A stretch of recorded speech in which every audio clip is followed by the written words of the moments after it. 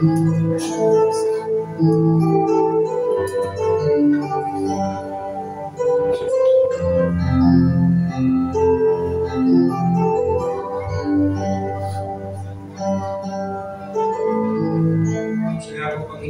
lahat ng pumuli, lahat ng pagsapat, lahat ng pagkikap sa iyo, aming sinigama, nahirapan, Panginoon. Ito po, Panginoon, nahirapan po, Lord, tuloy kang magpakahayag.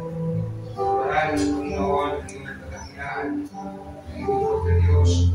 Kayo ang Diyos ng mga Diyos, aming mga hari, Panginoon, mga Panginoon.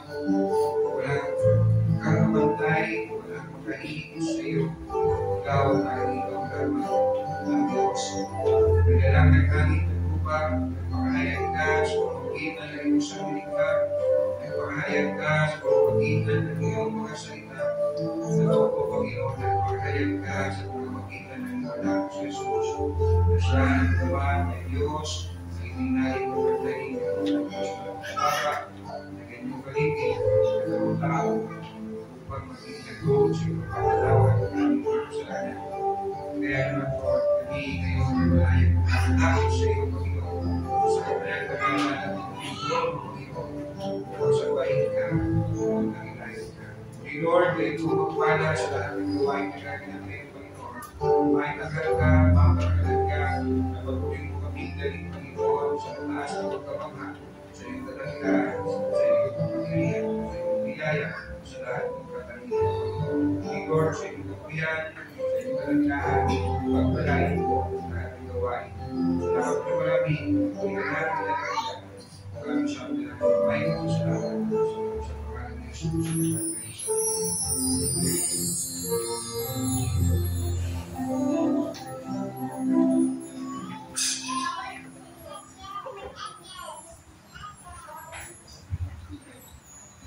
May makabasa po tayo sa ating scripture reading mula sa Colossians 2, verse 6 to 7. Colossians 2, verse 6 to 7, sabi po dito, kung paano nga inyong tinanggap si Kristo, Jesus na Panginoon, ay magsilakad kayo din sa Kanya, na namuugat at nagtatayo sa Kanya, at matibay sa inyong pananampalataya, gaya ng pagkaturo sa inyo na sumasagana sa pagpapasalamat.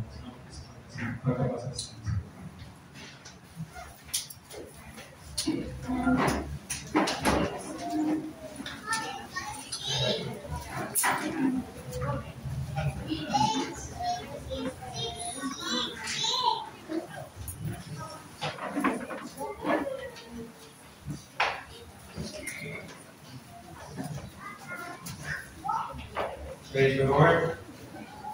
Bago po magpapasok po sa pagkakaroon ng salita ng Diyos, maaari po ba tayong lahat ay tumayo? O tayong lahat po ay tumayo. This time, tayo ay lalapit sa linuman na ibig ninyong sabihan ng napaka-iksing salita, dalawang salita, na madalas ay hindi nasasabi natin ang mga salita. Thank you. Kasi po, tayo lahat ay nasa maaari sa natin lahat at sabihan na thank you.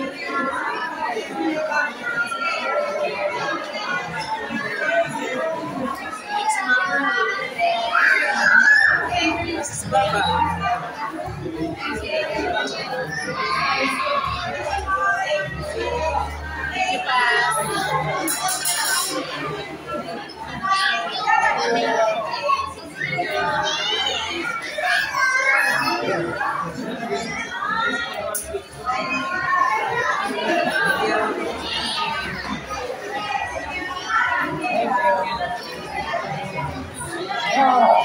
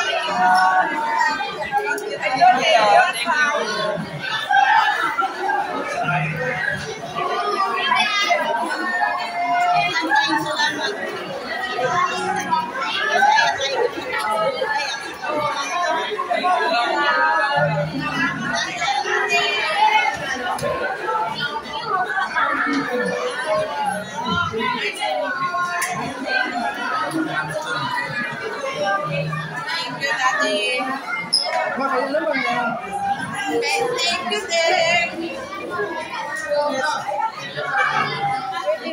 Thanksgiving kasi, di ba? November. American. Ano po natin ngayon?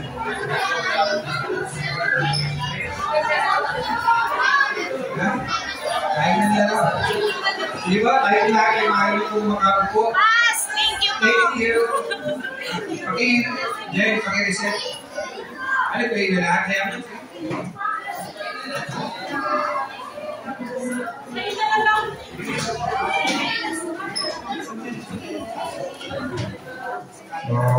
Di ba? Tayo po ay mahal kong makapupo.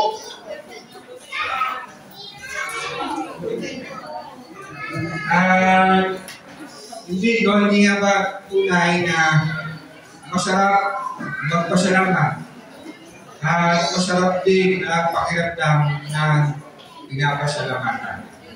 No? Kaya, galiin natin, hindi mo natin kaya na personally magpasalamat o somehow in many ways na pwede natin express ang ating buong pasasalamat. Okay, I will ask you not to give, na magbigay tayo ng 3 sa pinagpapasalamat natin. Ano itong 3 ito? I try na humanap po ng survey. Meron ako nakita yung Lightway research. Top 5 sa tinanong 1,200 na tinanong. At yung top 5 na sagot, doon sa top 5 na yun, ay hindi nabanggit ang Diyos. Considering ito ay, ang tinanong ay mga Amerikano. Wala sa top 5 answer ang pagpapasalamat sa Diyos. At dito po sa ating pong text, simulan po ni Pablo sa mga taga-Kolose, siya po ay nakapiit o nakakulong. So, yun po magandang mensahe natin ipaki sa atin of flowing thankfulness, with thankfulness. So, siya po ay nakakulong na kanya po itong sigulat. 4 sa 13, no? 13 epistles. Sinulat po ni Pablo, kaya tawag kay Pauline epistles, hindi niya Paul. 4 sa mga sinulat niya, kasama po ang text natin, o ang pinagkulan ng text natin, ang Colossians chapter 2. Along with Philippians, Ephesians, and Philemon, lahat ito, ang 4 na ito, sinulat niya habang siya ay nakapiit o nakakulong. Sinulat niya ang mga ito. Imagine, nakakulong siya at because siya ay nakagawa ng anumang kasalanan o nalabag sa Diyos, kundi ang dahilan ng kanyang pong pagkakulong ay dahil sa kanyang pag-angaral ng salita ng Panginoon. At sa kabila ng kanyang pong pagkakulong sa pag-angaral ng salita ng Diyos, ay hindi po siya, sabihin natin, naawa sa pag-angaral ng salita ng Diyos. Sabi sa chapter 4 ng Colossae o ng Colossians, next slide, talata 3 hanggang 4, idalangin ninyo sa Diyos na bigyan kami ng pagkakataon na may pangaral ang kanyang salita at may pahayag ang liwanag nito, ang sanhi ng pagkabilanggo po ngayon. So the cause of his imprisonment ay dahil po sa pangangaral ng salita ng Diyos. And here, no, habang siya nakapiit, sumulat siya again para sa pagpapangaral ng salita ng Diyos. Idalangin ninyo sa Diyos na bigyan kami ng pagkakataong maipangaral. And then, inulit pa po niya sa verse 4, ipanalangin din ninyo, maipahayag po ito ng buong linaw gaya ng nararapat. Question. Nung kayo'y gumising kanina umaga, at palagay ko naman kayo ay nag-pray. O kaya, pagdating ninyo dito sa church, no, na meron tayong 5 minutes or 10 minutes no, na para ihanda ating mga sarili, pero we used to ginagamit yung 10 minutes na chika-chikahan. No? Siguro, dahil nabis natin ng isa't isa. Pero yes, ang tanong ay doon sa ating pong pinanalangin kanina, no, na ipanalangin ba natin ang pangangaral ng salita? Amen. So again, here is Paul. He's a scholar, he's a Bible scholar. No, henyo ito, lawyer ito sa Bible, itong si Paul. And yet, sa kabila po ng kanyang pong karunungan, karanasan, again, 2 beses niya binigyan diin, idalangin ninyo sa Diyos na bigyan kami ng pagkakataon maipangaral sa salita ng Diyos. Verse 14, panalangin ninyong maipahayag ito ng buong linaw, gaya ng nararapat. Minsan, no, siguro naranasan natin, mati naman ako, wala naman akong natutunan, wala naman lang akong whatsoever naranasan. Maybe because no, we are not intentional really to listen to God's word. And so we pray no, na nakaranas ng pag-uusap ng Panginoon. Bagamat, marami din pagkakataon sa banal na kasulatan na makikita natin, kahit yung mga tao na wala silang intensyon na makinig sa salita ng Diyos, naranasan nila ang pag-uusap ng Diyos. Nandun po yung biyaya ng Panginoon. At pinili ko itong talatang ito, no, from chapter 2, verse 6 to 7, not just because may occasion natin ngayon ay Thanksgiving service, and this is not to say no, na itong Thanksgiving service ay ito lang sa isang taong tayo nagpapasalamat sa Panginoon. Sabi nga naman na nakasulatan, in everything give thanks. So tayo nagpapasalamat. Lagi-lagi. Pero again, I choose this text no, kasi you will observe, napaka-eksilan po ng sulat na ito, 4 na talata, 95 verses, no, and yet, maraming pagkakataon, at least 4 na pagkakataon na nagpahayag si Apostle Paul ng pasasalamat. Halimbawa, sa chapter 1, verse 3. Chapter 1, verse 3. Tuwing ipinapanalangin namin kayo, lagi kami nagpapasalamat sa Diyos, na Ama ng ating Panginoon sa Kristo. Then, sa verse 12, lagi kayong magpasalamat sa Ama. Lagi, sapagkat minarapat niyang makabahagi kayo sa mga pangako ng Diyos para sa mga hinirang na nasa liwanag. Lagi. Hindi pa minsan-minsan na. Hindi to one time, thank you Lord sa kaligtasan binigay mo. That's it. Next time ako magpasalamat sa iyo kapag nakaharap na kita sa langit. No, sabi, lagi kayong magpasalamat sa Ama sapagkat minarapat niyang makabahagi kayo sa mga pangako ng Diyos para sa mga hinirang na nasa liwanag. And then, verse 24, the same chapter po, chapter 1. Nagagalak ako sa aking paghihirap, alang-alang sa inyo, sapagkat sa mga magitan nito ay pagpapatuloy ko ang paghihirap na kailangan pang gawin ni Kristo para sa iglesia na kanyang katawan. Yes, hindi tayo nakabasa po ng salitang pasasalamat, pero yung nagagalak sa expression of gratefulness. Nagagalak ako sa aking paghihirap. Kami yung pastor nagpapasalamat na naghihirap tayo alang-alang sa Panginoon. And there is Paul na nakakulong siya dahil sa kanyang kasalanan ng pangangaral sa salita ng Diyos. Yes, sabi niya, nagagalak ako sa paghihirap na ito. Alang-alang sa inyo, sapagkat sa pamamagitan nito ay pagpapatuloy ko ang paghihirap na kailangan pang gawin ni Kristo para sa iglesia na kanyang katawan. Siguro, noon, marinig po rin nyo yung mga binasa ko po ito sa verse 24, medyo napapatanong kayo, napapataas ang ibay nyo, lalo-lalo lang sa bahagi na sapagkat sa pamamagitan nito ay naipapatuloy ko ang paghihirap na kailangan pang gawin ni Kristo para sa iglesia na kanyang katawan. It sounds like parang sinasabi dito ni Pablo, no, initially kapag binasa natin no, hindi natin uunawain, So, may isip natin, ano sinasabi dito ni Pablo? Na hindi pa sapat yung ginawang paghihirap ni Kristo para sa kanyang iglesia, na sabi niya, na ipagpapatuloy ko ang paghihirap na kailangan. So, kailangan pa ng paghihirap ni Pablo para sa kasapatan, na nangangahulugan na hindi pa sapat ang paghihirap ni Kristo para sa kanyang iglesia, sa kanyang katawan. It sounds like hindi pa sufficient yung handog ng Panginoong Yesus para sa kaligtasan nating mga sumasampalataya. Of course, hindi po sinasabi ni Pablo dito na hindi sapat ang buhay, paghihirap, kamatayan at muling pagkabuhay ng Panginoong Yesus para sa katubusan ng mga sumasampalataya sa Kanya. Of course not, dahil kung ito kanyang kahulugan, ang dami niyang kinontradict sa kanyang mga sinabi with all his 13 epistles.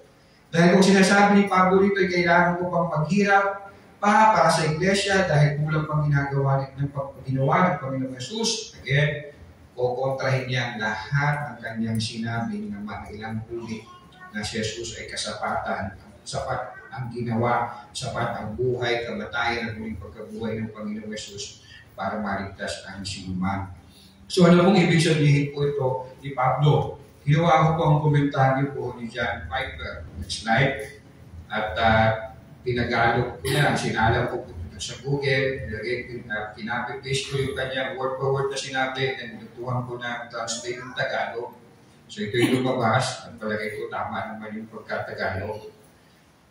Ito sabi niya, in commentary ko, dito po sa Colossians 1:24. Kung hindi yan ang ibig sabihin ng talatang ito, kung gayon na yung ibig sabihin ito, tinutukoy niya na hindi yung ibig sabihin ito, na hindi sinasabi ni Paul dito na hindi sapat yung paghihirap ni Kristo, kailangan pa ng paghihirap ko para sa iglesia. Hindi lang ibig niya sabihin. Ang kulang sa mga paghihirap ni Kristo ay hindi ang pagiging perfecto ng halaga ng kanyang katumbas na pantubos, kundi ang personal na paglalahad sa mga taong pinagbayaran niya ng halaga. Ninais ni Kristo sa disenyo ng Ama na ang kanyang mga paghihirap bilang pantubos ay ihandog at iharap sa lahat ng mga taong pinag-alayan niya ng kanyang buhay sa bawat pangkat ng tao sa mundo. At ito ay gagawin sa pamamagitan ng pagdurusa. So this is to say na kailangan pa rin po, and of course, ng bawat naaabot ng Ebanghelyo na ipaabot ang mensahe ng buhay, paghihirap, kamatayan at muling pagkabuhay ng Panginoong Yesus through the gospel, even at the expense of suffering or pagdurusa. And you know, si Paul, kung gaano po siya naghirap para maabot ang marami ng Ebanghelyo. How much Paul suffered. No? Na kung maalala niyo yung 2 Corinthians chapter 11 or chapter 12, sinabi niya po doon ang mga paghihirap na naranasan niya dahil sa pagsunod sa Panginoon. And yes, tunghayan natin ang Acts chapter 9, kita natin dito kung paano po pinahayag ng Panginoong Yesus kay Ananias ang paghihirap ng maligdanasin po ni Pablo sa pagpapalaganap ng mabuting balita. You can recall, no? Kinausap ng Lord, no? Si Ananias na puntahan mo si Saulo, hindi pa siya full that time, at nag-object. No, si Ananias dahil alam niya si Saul pupunta ng Damascus para usigin ng mga mananampalataya. Let me read sa Acts chapter 9. Simula verse 13. Sumagot si Ananias, Panginoon, marami na po akong nabalitaan tungkol sa taong ito, si Saul, at sa mga kasamaang ginawa niya sa inyong mga hinirang sa Jerusalem. At napalito siya sa Damasco, taglay at kapangyarihan galing sa mga pumipari ng mga Hudyo, upang dakpin ang lahat na tumatawag sa iyong pangalan. Ngunit sinabi sa kanya ng Panginoon, pumunta ka roon. Tingnan niyo po, no, kahit minsan, kahit spiritual na tao, minsan talaga, no, talagang lumalabas pa rin yung ating pong nature na to-object. Imagine ang Panginoon ang nagsasabi kay Ananias, Ananias, puntaan mo si Saul. Si Ananias ang sagot, no. No? Buti hindi sinabi ni Jesus sa kanya, who you? Para mag-object sa akin. Pero gano'n kadalas ang minsan, para talaga kung sino tayo no sa Panginoon. Hello. Ngunit sinabi sa kanya ng Panginoon, pumunta ka roon. Sinabi ni Lord, excuse me, pwede ko makiusap sa'yo, pumunta ka doon. No. Pumunta ka roon sapagkat siya'y pinili ko upang ipakilala ang aking pangalan sa mga hintil, sa mga hari, at sa mga anak ng Israel. Verse 16, ipapakita ko sa kanya ang lahat ng dapat niyang tigisin alang-alang sa akin. At yes, ang Panginoon po ay tumawag po talaga no, ng mga mananampalataya. We are called, no, mga mananampalataya na magtiis para sa Panginoon. Pero meron din talaga mga tinawag, pinili ang Panginoon para maging martir sa Panginoon. Remember in Revelation 6 or 7, nandun yung exact number of people, of believers who will die as martir.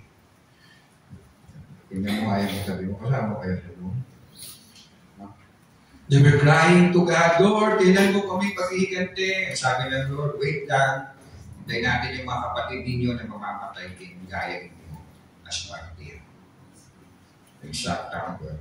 Kaya sabi ng mundo, walang Diyos. Kung may Diyos, bakit nagkakandamatay? Hanggang ngayon, libo-libo na po namamatay po sa Nigeria ng mga mananampalataya.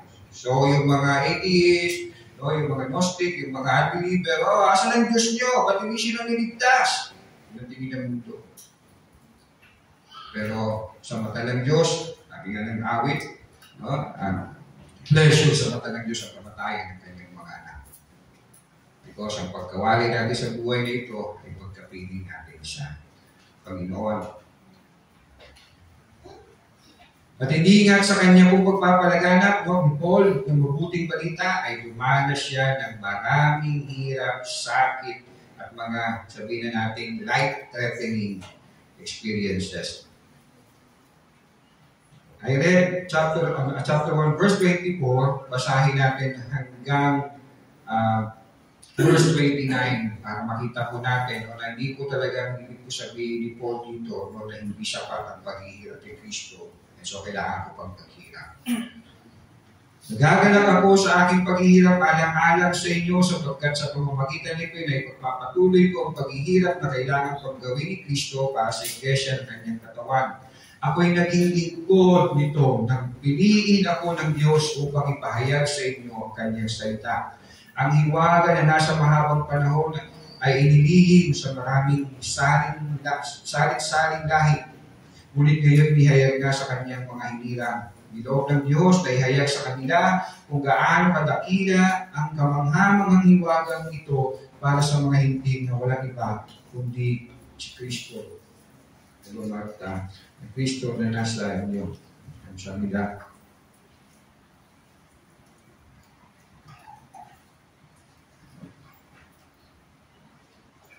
Siya ang ating pag-asa na tayo'y makakabahagi sa kaluwalhatian ng Diyos. Iyan ang dahilan kung bakit ipinapangalan namin si Kristo. Ang lahat ay aming binabalaan at tinuturuan ng buong kaalaman upang maiharap namin sa Diyos ang bawat isa ng ganap at walang kapintasan dahil sa kanilang pakikiisa kay Kristo. Verse 29. Ito ang aking pinagsisikapang matupad sa pamamagitan ng anida, sa pamamagitan ng kalakasang kaloob sa aking ni Kristo. So, hindi sapat ang ginawa ni Kristo at pupunan nito ni Pablo. May komentary. Tapos, ang bukod ng lakas niya ay gagawin niya rin ito mula sa kalakasang kaloob ni Kristo sa kanya. So, again, hindi po yung ibig niya sabihin sa verse 24. Dahil yung lakas na yung hugot niya para tingin ng mga paghihirap, buhat din sa Panginoon. Kaya nga, example in 1 Corinthians chapter 15, I am what I am because of the grace of God. Biyaya ng Panginoon. So again, maling isipin po, interpret na hindi sapat ang ginawa ni Kristo. Hindi tinutukoy po sa dapat pang gawin ni Pablo para ilahad ang pangalan ng mabuting balita. Nakaakibat nito ang pagsasakripisyo, gaya ng naranasan po niya ngayon. Kung sinulat niyo po ito, na siya po ay nakatulong.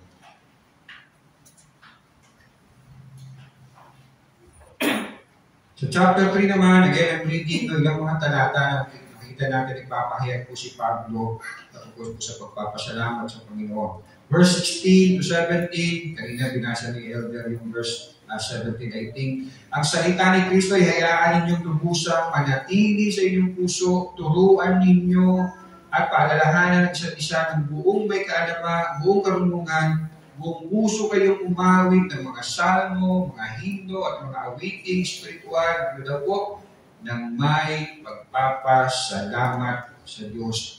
At anuman ang inyong gagawin o sasabihin, gawin ninyong lahat sa pangalan ng Panginoong Jesus at sa pamamagitan niya ay magpasalamat kayo sa Diyos Ama. Sa chapter 4 naman ng Colossians pa rin po, verse 2, maging matiyaga kayo sa panalangin, laging handa at nagpapasalamat sa Diyos. So with this short letter, sinasabi 95 verses lang ito. Doon ako sa likod, I tried to count, no? 95 nga. So with this 95 verses, very short letter, si Pablo po, at siya po'y nakakulong. And yet, overflowing po sa puso niya ang pagpapasalamat. So let's look at our text. Sabi sa yung katabi, introduction lang yun na. Tingnan mo na ako.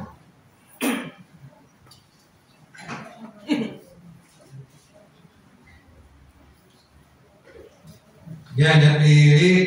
Again, dahil medyo malalim yung binasa kanina. I suggest sa mga scripture reader natin, ay piliin niyo yung mababaw na salin. Gawin niyo yung salin na kumbaga, not because mali yun, kundi hindi masyado pamilya sa amin tayo nga. And so, Colossians chapter 2, verse 6 to 7, yamang tinanggap na ninyo si Kristo Jesus bilang Panginoon. Mamuhay kayo ng may pakikipag-isa sa Kanya. Magpakatatag kayo at isalit ninyo sa Kanya ang inyong buhay. Magpakatibay kayo sa pananampalatayang itinuro sa inyo at lagi kayong magpasalamat sa Diyos. Sa NASB version, therefore as you have received Christ Jesus the Lord, so walk in Him, having been firmly rooted and now being built up in Him and established in your faith, just as you were instructed, and overflowing with gratitude. Iba-ibay natin, hindi na ako na lang po, hindi na ako gawa ng mahaba-habang style. Because what I will be doing, hindi yung usually na third point, hindi, bibigay tayo ng komentaryo. So verse 6 again, letter A, yamang tinanggap na ninyo si Kristo Jesus bilang Panginoon, mamuhay kayo ng may pakikipag-isa sa Kanya. Therefore, as you have received Christ Jesus the Lord, so walk in Him. So question, tinanggap mo na ba si Jesus bilang Panginoon? And how will you know that you really did it? Sabi ni Paul, walk in Him. Yamang tinanggap mo si Jesus sa iyong buhay as your Lord, ikaw ay lumakad. Ikaw walk in Him, meaning sumunod sa Kanya. Mamuhay ka sa Kanyang kalooban. Lumakad kayo sa Kanyang kalooban. Ganito ang buhay ng isang nagpapahayag na tinanggap niya si Jesus sa Kanyang buhay bilang Panginoon. Siya lumalakad, hindi isang hakbang, kundi patuloy na lumalakad, sumusunod sa Panginoon. Sige, pakiisipat-sipat yung katabi mo. Lumalakad ba yan sa Panginoon? John chapter 8, verse 12. 1 Kabanatang 8, 12, muling nagsalita si Jesus sa mga tao. Sinabi niya, ako ang ilaw ng sanlibutan. Ang sumusunod sa akin ay magkakaroon ng ilaw sa kanyang buhay at di na lalakad sa kaliliman. Ipapahayag na hindi lamang po ang ilaw ay hindi lamang po nagpapahayag na tayo po ay ligaw at naninindang sa maling katuruan, kundi tayo lumalakad sa kasalanan kung wala tayo sa ilaw nito. Remember yung Holy Light, yung pangalan natin, Holy Light Mission Church, Holy, our way of life. Light, our guide. Kanyang salita. Mission, our mission. church, our family. So question, bilang nagpapahayag na si Jesus ang iyong Panginoon, ikaw ba ay tunay, hindi isang hakbang, hindi dalawang hakbang, hindi patuloy na humahakbang, lumalakad sa kalooban ng Panginoon. Sumusunod sa Kanya. Okay, sige, pakisabi sa iyo katabi, walk in Jesus. And again, sabi po sa verse 7, magpakatatag kayo, having been firmly rooted. As you know, ang tibay po ng puno ay kung gaano kalalim ang ugat nito. And here, ang tibay o katatagan ng isang mananampalataya ay hindi yung lalim, more than just the lalim ng ugat, kundi saan ito nakaugat. Kung saan nakaugat. Sa mga botanists o mga nag-aaral po ng halaman, they would say, na kung ano ang mas importante, ugat o yung kinakapitan ng ugat. Maybe they would say yung ugat, kasi yung ugat daw, daluyan ng nutrition, daluyan ng buhay. Pag pinutol mo yung ugat, ay wala ng buhay. But in spiritual sense, we are dead spiritually. And so we can have our own life. So here, sa text natin, sinasabi yung ugat natin should be nakakapit, rooted in the Lord. Sa Panginoon. So again, saan nakaugat ang ating pananampalataya? Pagsipatin mo ulit yan katabi mo, saan kaya nakaugat ang pananampalataya niya? Sa tradisyon, sa pinaniniwalaan niyang hindi niya over my dead body, this is what I believe, period. Saan nakaugat ang ating pananampalataya? In our text, sinasabi ni Pablo, it should be rooted in Christ. Sa Panginoon. So, as a puno kung saan we can see, nakita na kayo ng mga, pero I don't know, ibugat yung pangalan na sa Metro Gate, nakita kami, nadadaanan namin pag umuwi o lalabas. Yung ugat, nasa labas na eh. At ang lawak niya, sinasakop na yung buong lote. At yes, dahil sa ugat, we can think of na talaga kahit anong bagyo dumating, hindi yun matitinag. Pero yes, sa ating po mga mananampalataya, ang pinaka-tunay nating pagtatag sa pananampalataya ay kung saan tayo nakaugat. I hope na ikaw at ako ay nakaugat sa Panginoon at lumalalim ang pagkaugat sa Panginoon. Ano ba pong sabi ng talata? Verse 7 again, hindi lamang rooted in Christ at isalig ninyo sa Kanya ang inyong buhay. Now be built upon in Him. You will see, the same lamang pinatutukuyan po ni Pablo using metaphor o pagtutulan. Rooted and now built up or founded. Ang pundasyon, gaya ng isang gusali, sa pananampalataya, ang ating pundasyon ay again, si Kristo. Where are we rooted? In Christ. Where we are founded, sa Panginoong Yesu Kristo. Look at 1 Corinthians chapter 3.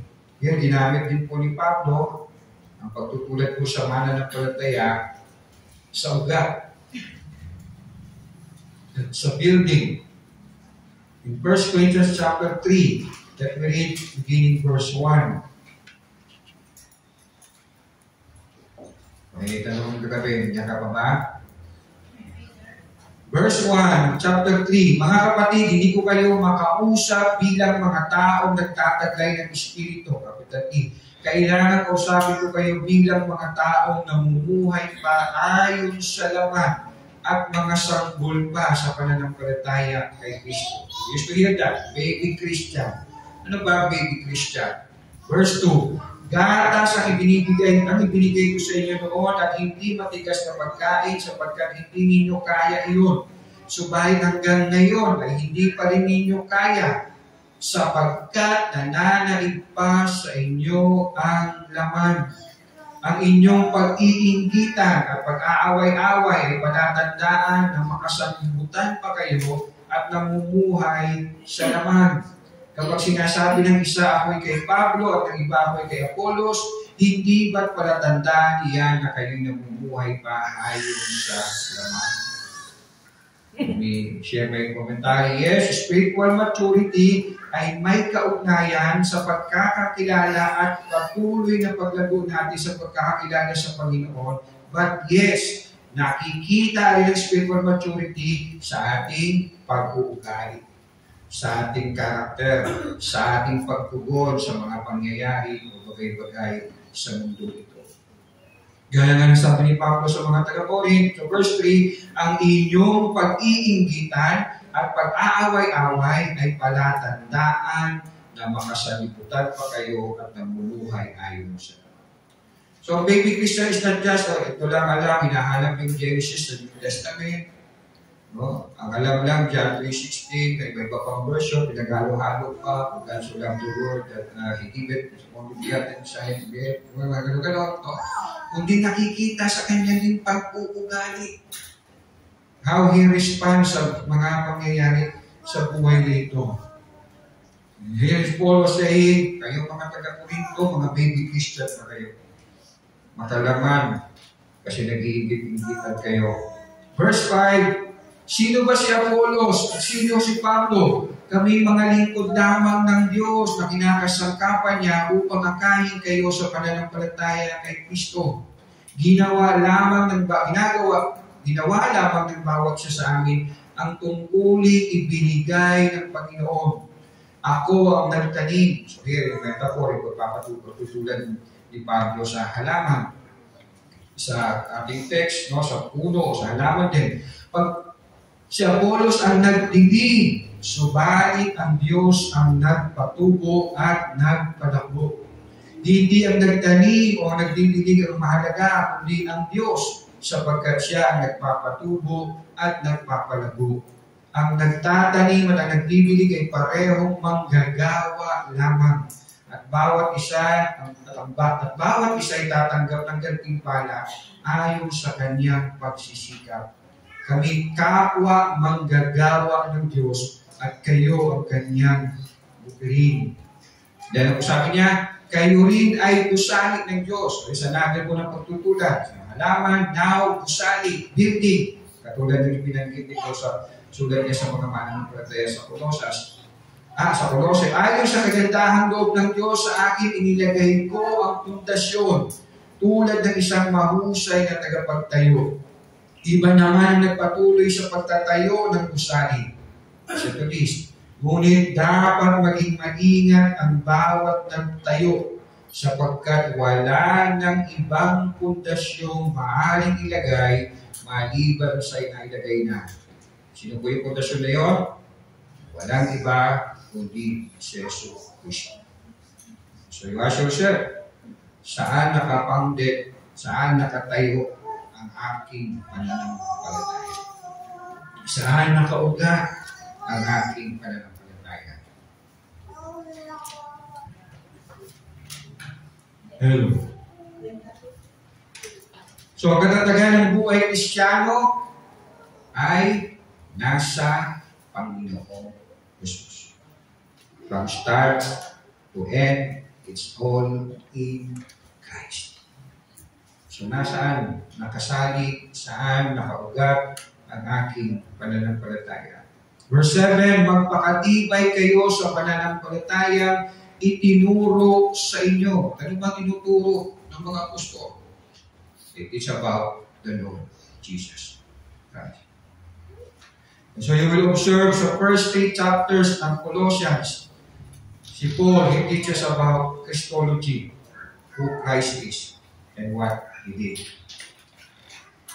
With 95 verses po ng Colossians, 65 times.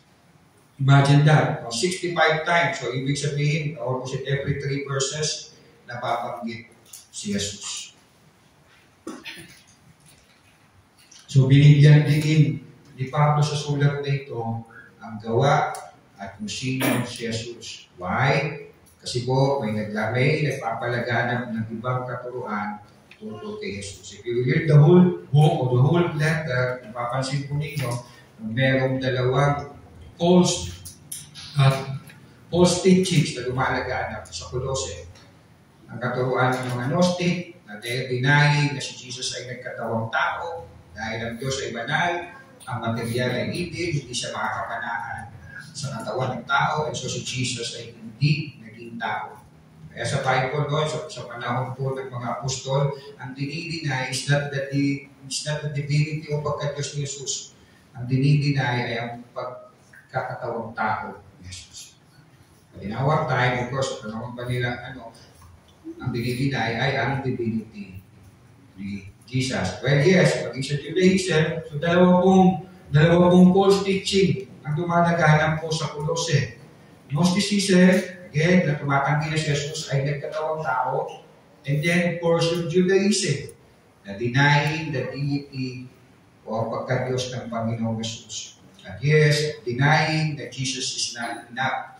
Kailangan Jesus plus works equals salvation.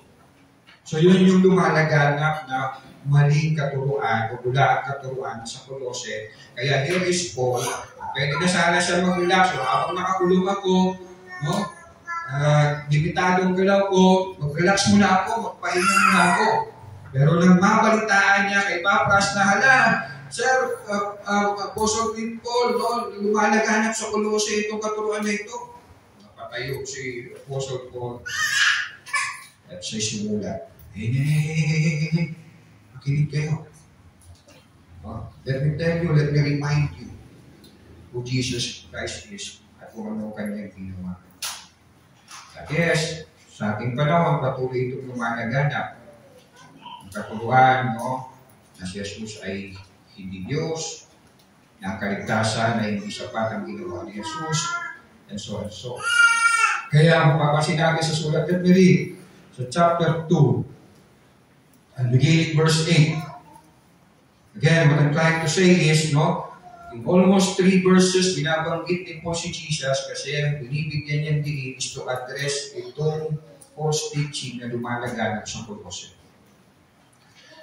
At gusto ko rin bigyan natin pansin, gaano tayo ka-concerned in knowing the real Christ ng Biblia. Because sabi yan ni Jesus, isa sa mga sign, in fact, una-una niyang binanggit na sign, ay marami ang magpapanggap na Kristo.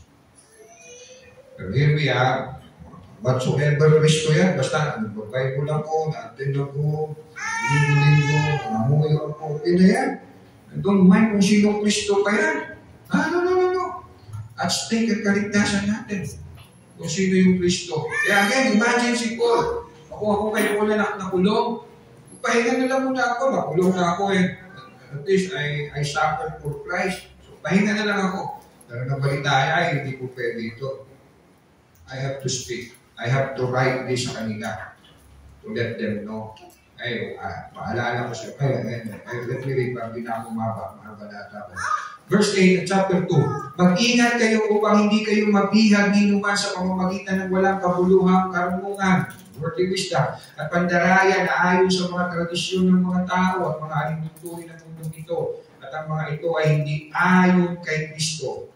I will just read this. Sapagkat ang buong kalikasan ng Diyos ay na kay Kristo sa kanyang pagiging tao.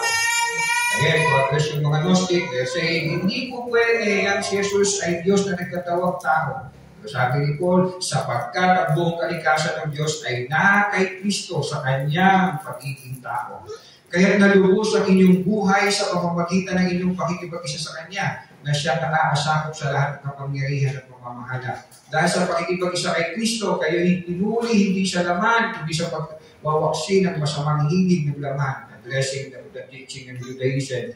Ito ang pagtutuling mula kay Kristo. Sa pamamagitan ng bautismo, dahil ibig kayo kasama ni Kristo at muli rin kayong nabuhay na kasama niya. Dahil sa inyong pagkagaling sa kapangyarihan ng Diyos na muling bumuhay sa Kanya. Baby friends, Verse 13, kayong dating patay dahil sa kasalanan, kayong mga hindi saklaw ng pagtutuli ayon sa kautusan, ay binuhay ng Diyos na kasama ni Kristo. Pinatawad niya ang ating mga kasalanan at pinawalang bisa lahat ng naisulat na alintuntunin laban sa atin, pati ang mga pananagutan kaugnay nito.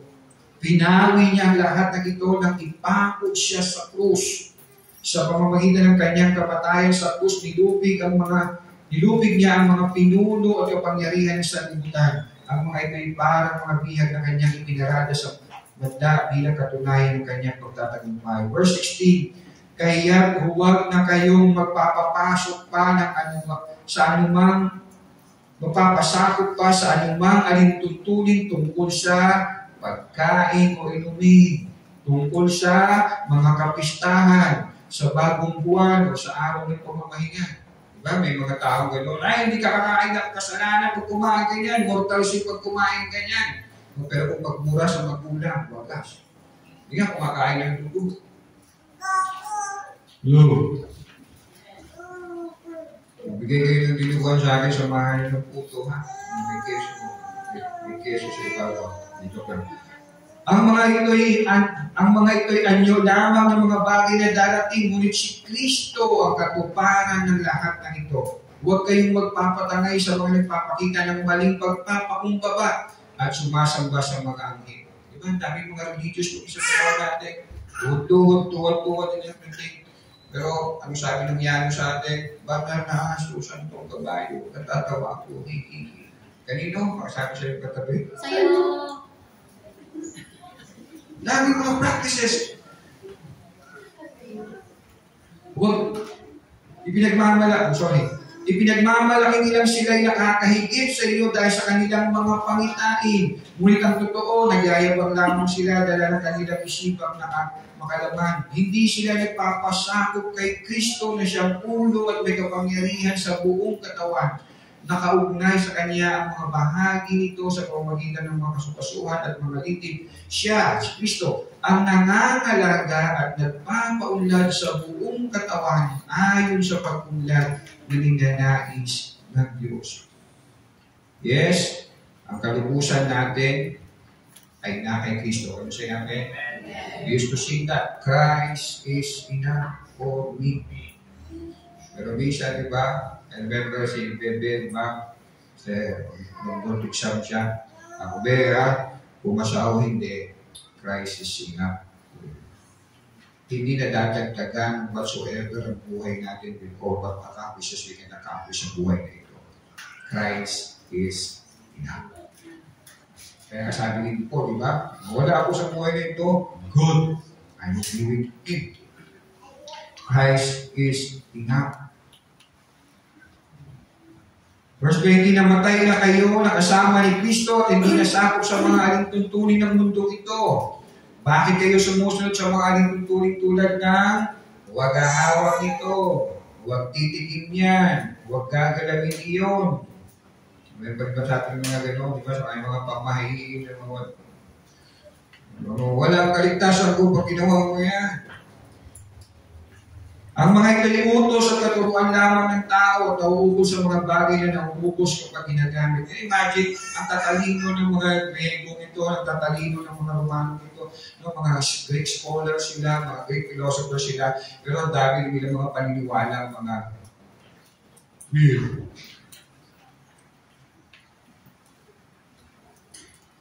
Verse 23, sa kanyuan, para ng ayon sa karunungan ng ganoong puri ng pagsamba, pagpapakumbaba at pagpapahirap sa sariling katawan. Ngunit ang mga ito ay walang silbi sa pagpipigil sa hilig ng laman. Remember yung testimony ni Dorothy Jr.? Diba? Panata po siya doon sa itim na Nazareno. No? At meron daw mga kaibigan siya, mga sabungero, na pilit na kukuha ng isang higla. O sa sinulit na iyo, sa lupit na iyo, at yun ang ilalagay doon sa tari ng manok para manalo. Iba naman ginawa. Sinusenyo dito yung nagay yung pera sa kamay ng patay, and then pag-iinteresan pa kunin yung kasi yung magpanalo yun, tinaya ko yun, manalo yun. Dami na paniniwanan. No, kapag hindi mo ginawa yan, hindi ka maliligtas. And Paul was saying sa mga, I'm not saying na meron silang practices dito sa Colossae, but I'm trying to contextualize, Christ is enough. In other words, this will not teach us and enable us to live holy. It is through the life, teaching, finished work of Christ for our salvation. And enables natin to live a holy life. Can you say amen? Hindi nga ito rin po sinabi po ni Apostle Peter sa kanyang second letter. Hindi po second letter ni Paul, verse 3. Nilagay ko ng chapter ito. Wala akong Bible dito. Sa 2 Peter, I think this is chapter 1, verse 3 to 4. Tinanggap ninyo sa pamamagitan ng kapangyarihan ng Diyos ang lahat ng bagay na magtuturo sa atin upang tayo mamuhay ng makadiyos. Ito'y dahil sa ating pagkakilala kay Jesus. So para makapamuhay tayo ng makadiyos, ito'y dahil sa pagkakilala natin kay Jesus na siya tumawag sa atin upang bahagian tayo ng kanyang kalwalhatian at kadakilaan. Sa paraang ito, binigyan niya tayo ng mga dakila at napakahalagang pangako upang makaiwas kayo sa nakakasirang pagnanasa sa sanlibutan ito at upang makabahagi tayo sa kanyang likas bilang Diyos. Here, we're looking for text. Saan sinabi si Jesus ay Diyos? Here, you heard it. Kung meron kayong Bible, kita mababasa ninyo. 2 Peter chapter 1 verse 4. Sa parang ito, binigyan niya tayo ng dakila at napakahalagang pangako upang makaiwas kayo sa nakakasirang pagnanasa sa libutan ito at upang makabahagi tayo sa kanyang likas bilang Diyos. And so, again, with all we are in Christ, ito ang dapat natin ipagpasalamat. Ito ang dapat, dito dapat nagbubukal ang ating pasasalamat sa ginawa ni Jesus sa ating buhay. So, Michelle, every Saturday, I understand, si Michelle, tingin natin, magpapasalamat ako dito, dapat yung buhay ang patay, yung maling sasakit. What Paul was saying here sa ating text, nagbubukal, nag-overflowing ang ating pasasalamat sa Panginoon. Hindi sa anumang temporal na bagay na we can get in this life, kundi nagmumula o nagbubukal sa kung sino siya at kung ano ang ginawa niya. Sino siya tinutukoy niya? Si Kristo. Kung sino siya sa atin at kung anong ginawa niya para sa atin, doon magbubukal ang ating pasasalamat sa Panginoon. Again, yamang tinanggap na ninyo si Kristo, Jesus bilang Panginoon, mamuhay kayo ng may pakikisa sa Kanya, magpakatatag kayo at isalit ninyo sa Kanya inyong buhay, magpakatibay kayo sa pananampalatayang tuturo sa inyo at lagi kayong magpasalamat sa Diyos. So you ask yourself, saan ang gagaling ang pasasalamat natin sa Panginoon? Kasi, bahay nga ako, kasi also, temporary bagay, o is it because of the person and work of Jesus Christ sa aking buhay? Yan again, I am very happy and thankful, no, na si Judy siya pumasa sa board exam ng nursing. At masaya din ako na mabalita ako na si Joyce. Anak ko, yung gusto anak ko ng aking kaibigan, yung mao na si Pastor Arman, ay pumasa rin po sa board exam. Nag-comment ako doon, pinost ng nanay niya, yung picture ng kanyang anak, so si Joyce. At sabi ko doon, let me read.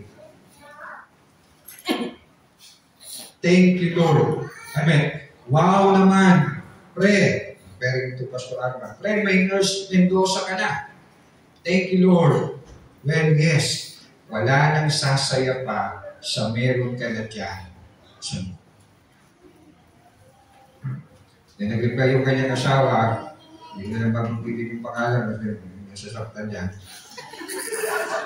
Selos na. Pastor naman eh, napapaiyak ka na naman. Nagpapaiyak ka na naman. Nag-reply ako, iyak mo lang kapatid. Comfort kita. Iyak mo lang kapatid. Namimiss ko pa rin siya. Pero yun nga, he is in his best life. Now, and forever. Tayo, papunta pa lang. Kaya magpatuloy tayo ng may pag-asa na one day, tayo rin magkakasama sa finance. Let's celebrate kung ano binibigay ng Panginoon sa atin sa mundo ito. Pero huwag nating hayaan na ito ay manakaw ng mga bagay-bagay na ito, yung hinihintay natin pangako ng Diyos na buhay na walang hanggan. Every time lagi natin isipin. And so, every time we think of it, overflowing ang pasasalamat. Okay, wala akong pera, may buhay na walang hanggan naman ako. Okay, wala akong syuta ngayon, no? Meron naman akong Jesus na kailangan pagmamahal sa akin. Yes, wala akong bahay dito sa bundok ito, wala pa sa pangalan ko. Yes, pero inanda ang Panginoon sa akin. Sabi niyo siya, di ba? Pupunta ako sa Ama, ay maganda ako. So, ang pasasalamat natin lagi, we always be connect sa person and work of Jesus. Let me just read this, bakit ako mabak? 2 minutes na lang. Yes, let's be thankful sa lahat ng bagay, pangyayari sa buhay natin. Sabi ang utos siya ng Bible, we should always give thanks. But, as we all the more understand the person and the work of Jesus Christ sa buhay natin, naturally and overflowing, magpapasalamat na lang tayo lagi sa Panginoon. Again, ang salita ni Kristo ay hayaan ninyong lubusang manatili sa inyong puso. Turuan ninyo at paalalahanan ng isa't isa ng may buong karunungan. Buong puso kayong umawit ng mga salmo, mga himno, at mga awiting espiritual na may pasasalamat sa Diyos. Again, binasa ito ni Elder kanina,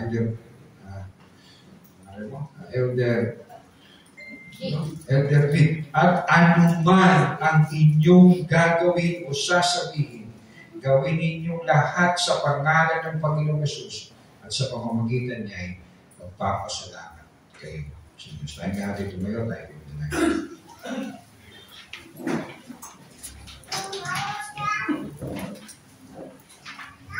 Kaya po, Panginoon, kung meron, Panginoon, na marapat na maging mapasalamatin sa gitna ng mundo ito na nababatbat, Lord, ng maraming kaguluhan, ay kami po mga pananampalataya. Kami na inaako nyo mula sa kadiliman tungo sa inyong liwanag. Kami na bagamat ay makasalanan tulad ng lahat, na biniyayaan nyo ng kaligtasan sa pamamagitan ng iyong anak si Jesus. Salamat, salamat, salamat, Panginoon. At po, Lord, tulong gabay ng iyong Santong Espiritu.